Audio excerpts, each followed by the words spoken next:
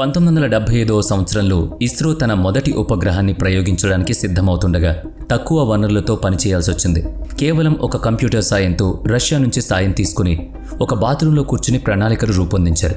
అప్పుడు ఇస్రో తన సున్నితమైన ఉపగ్రహాలను కూడా ఒక ఎద్దుల బండి ద్వారా తరలించాల్సి వచ్చింది. ఇది ఎప్పటికీ గుర్తుండిపోయే ఘట్టం. కానీ ఇవాళ ఈ ఇస్రో ప్రపంచం మొత్తంలో అత్యున్నత స్థాయికి ఎదిగింది. ఒకే ఒక్క ప్రయోగంలో 104 ఉపగ్రహాలను విజయవంతంగా ప్రయోగించిన ఘనతను ఇస్రో మూటగట్టుకుంది.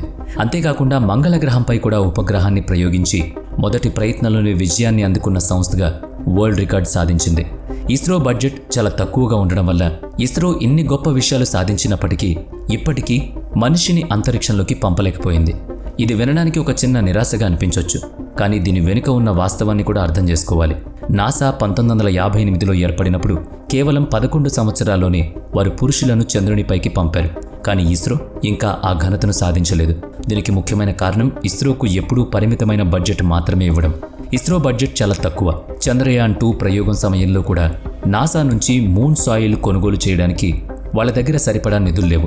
అప్పుడు ఇస్రో జియాలజిస్టులు ఒక స్మార్ట్ ఆలోచన చేశారు. తమిళనాడులో ఒక ప్రత్యేకమైన రకం రాయిని తీసుకొని ఆ రాయి మూన్ సాయిల్తో అచ్చంగా ఒకేలా కాకపోయినా చాలా వరకు పోలిక ఉండడంతో ఆ రాయి రద్దుతో ఒక ఆర్టిఫిషియల్ చంద్ర ఉపరితలం తయారు చేశారు. ఈ తక్కువ ఖర్చుతో చేసిన ఉపరితలంపై తమ మూన్ రోవర్ను పరీక్షించి అవసరమైన డేటాను సేకరించి ముందుకు వెళ్లారు. ఇస్రో టీం యొక్క అసాధారణమైన ప్రతిభ స్పష్టంగా కనిపిస్తుంది. వాళ్ళు బడ్జెట్ పరిమితుల మధ్య మార్స్కి నేరుగా వెళ్లే ఖరీదైన మార్గాన్ని కాకుండా 8 నుంచి 9 రెట్ల చౌకగా ఉండే మార్గాన్ని ఎంచుకున్నారు. దీనివల్ల వాళ్ళు చాలా క్లిష్టమైన ఎడ్జింగ్ మాన్యువల్ను సృష్టించారు. మార్స్కి చేరడానికి అతి క్లిష్టమైన ఆర్బిటల్ మార్గాన్ని ఎంపిక చేసుకుని కూడా మంగళయాన్ను విజయవంతం చేశారు. ఇది ఇస్రో టెక్నికల్ నైపుణ్యానికి ఒక పక్కా నిదర్శనం. ఇక్కడ ఒక ఆసక్తికరమైన విషయం జరిగింది.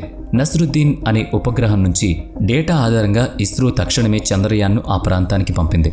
చంద్రయాన్ తన డేటాను ఇస్రో యొక్క గ్రౌండ్ స్టేషన్కు పంపింది. అయితే ఆ డేటాలో ఒక చిన్న సిగ్నల్ కూడా వచ్చింది. ఆ సిగ్నల్ ద్వారా ఇస్రోకి చంద్రయాన్లోని ఒక సెన్సర్ చిన్న సమస్య ఎదుర్కొంటుంది అని తెలిసింది. అదే సమయంలో చంద్రునిపై నిజంగా నీరు ఉందా లేదా అనే అంశానికి సంబంధించి కూడా ఇస్రోకు పక్కా సమాచారం వచ్చింది. అయితే ఇస్రో అప్పట్లో ఈ విషయం బయటకు చెప్పలేదు. కానీ ఈ సమాచారాన్ని ముందుగానే ఇంటర్స్పెక్ట్ చేసి చంద్రునిపై మరింత సాంకేతిక విజయం సాధించింది. తర్వాత కొన్ని విషయాలు మీడియా ద్వారా బయటపడ్డాయి. నాసా మరియు యుఎస్ ప్రభుత్వాలు అప్పట్లో ఇస్రోను నియంత్రించడానికి ప్రయత్నించాయి.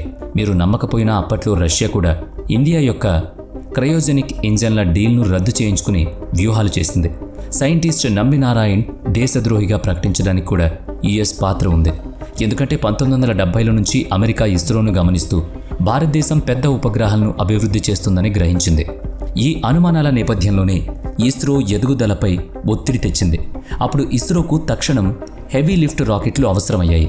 అయితే పాత రాకెట్లను ఉపయోగించి పనిచేయాలంటే ఫ్యూయల్ ట్యాంకుల పరిమాణాన్ని పెంచాలి, రాకెట్లను మళ్లీ డిజైన్ చేయాలి, కొత్త టెస్టులు చేయాలి. ఇవన్నీ చేయడం చాలా ఖర్చుతో కూడుకున్న పని. ఇది ఒక భారీ పెట్టుబడిగా మారిపోతుంది.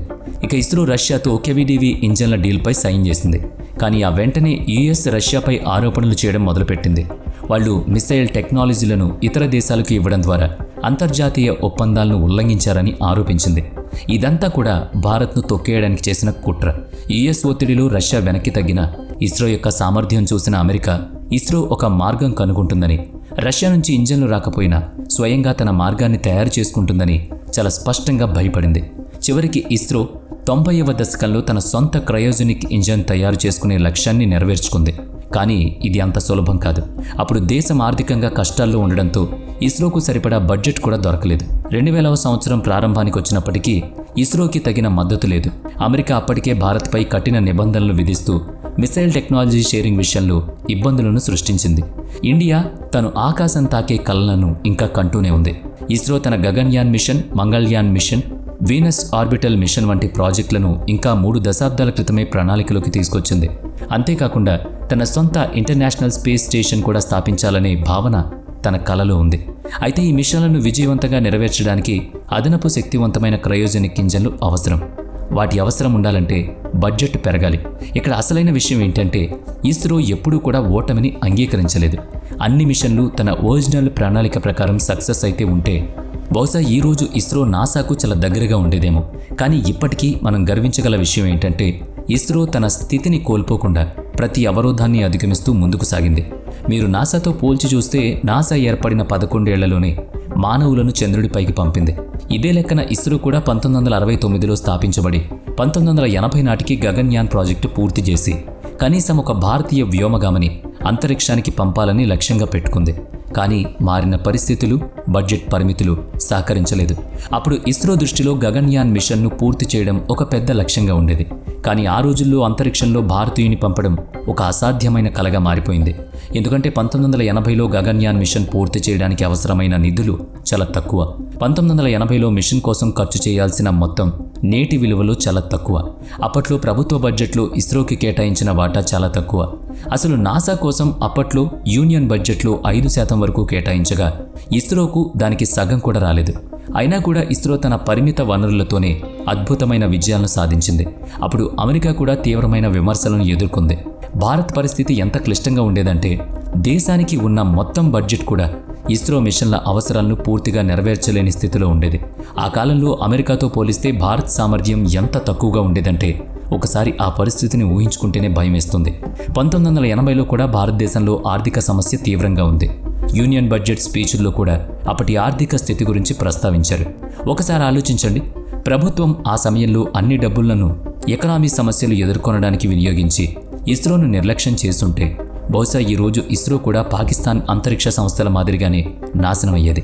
ఎందుకంటే ఒక దేశపు హోస్ట్ వ్యవస్థ బలహీనంగా ఉంటే 1991లో జరిగిన గ్రేట్ ఎకనామిక్ క్రైసిస్ సమయంలో మనం నిలబడలేం. మన దేశం అప్పట్లో ఆ ఆర్థిక సంక్షోభం నుంచి బయట పడకపోయి ఉంటే ఇస్రో కూడా ఎదక్కపోయేది. చరిత్ర మొత్తం చూస్తే రెండవ ప్రపంచ యుద్ధం తర్వాత ప్రపంచం వేగంగా అభివృద్ధి చెందింది.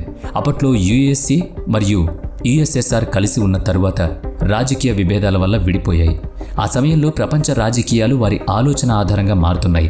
అమెరికా తన ప్రజాస్వామ్య భావజాలాన్ని అభివృద్ధి చేసి ప్రపంచానికి తాము సూటబుల్ అని ప్రూవ్ చేసుకునే లక్ష్యంలో ఉంది. ఇక యుఎస్ మరియు నాసా కలిసి తమ స్పేస్ ప్రోగ్రామ్స్ ప్రారంభించగా రష్యా కూడా తన రాస్ కాస్మోజోన్ కార్ వార్ఫేర్ను మొట్టమొదటిసారి ప్రారంభించింది. దీన్ని మనం కోల్డ్ వార్ అని కూడా అంటాం. ఈ పోటీ వెనుక వారి అసలైన ఉద్దేశం ఏంటి అంటే ఎవరు ఎక్కువ ఆధునిక సాంకేతికతను అభివృద్ధి చేసుకుంటారు అనేది. ఇక ప్రపంచ పురోగతికి ఇది గుర్తుగా మారింది. మిసైల్ రంగంలో కూడా యుఎస్ఎస్ఆర్ ఒక ప్రత్యేక స్థాయిని సాధించింది. 1957లో ఒక గొప్ప ఘట్టానికి నాంది పలికాయి. రష్యా అంతరిక్షంలో తన విజయాలకు మరింత పేరు తీసుకురావడానికి స్పేస్లో మొట్టమొదటి స్త్రీగా వాలంటీనా తెరెష్కోవాను 1963లో స్పేస్లోకి పంపింది. దీని ద్వారా రష్యా మరో గొప్ప రికార్డును నెలకొల్పింది. అయితే తర్వాత కూడా కంటిన్యూస్గా ఫ్లో మెయింటైన్ చేయడం జరిగింది. కానీ 1962 తర్వాత చూస్తే స్పేస్ రేస్లో అమెరికా వెనుకబడినట్టే అనిపించింది.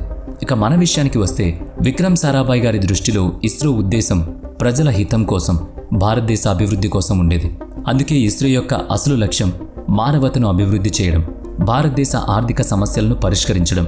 అందుకే బడ్జెట్ సరిపడిగా ఉండుంటే ఖర్చు చేసే మిషన్ల మీద కాకుండా వ్యవసాయ ఆధారిత ఆర్థిక వ్యవస్థకు ఉపగ్రహాల ద్వారా మద్దతిచ్చే ప్రాజెక్ట్స్లో ఇన్వెస్ట్ చేసేవాళ్ళు. ఇస్రో ఇప్పటికీ అదే పనిచేస్తుంది. భూమి ఉపరితల చిత్రాల ద్వారా భారత రైతులకు, ఆర్థిక రంగానికి సహాయం అందిస్తోంది. ఇప్పుడు కూడా ఇస్రో భారతీయ కమ్యూనిటీని విద్యారంగంలో ఏకతాటిపైకి తీసుకురావడానికి ప్రయత్నిస్తుంది. అంతేకాదు త్వరలో స్పేస్ టూరిజం కూడా ప్రారంభించబోతోంది. మరి మన ఇస్రోపై మీరేం కామెంట్ చేయాలనుకుంటున్నారు?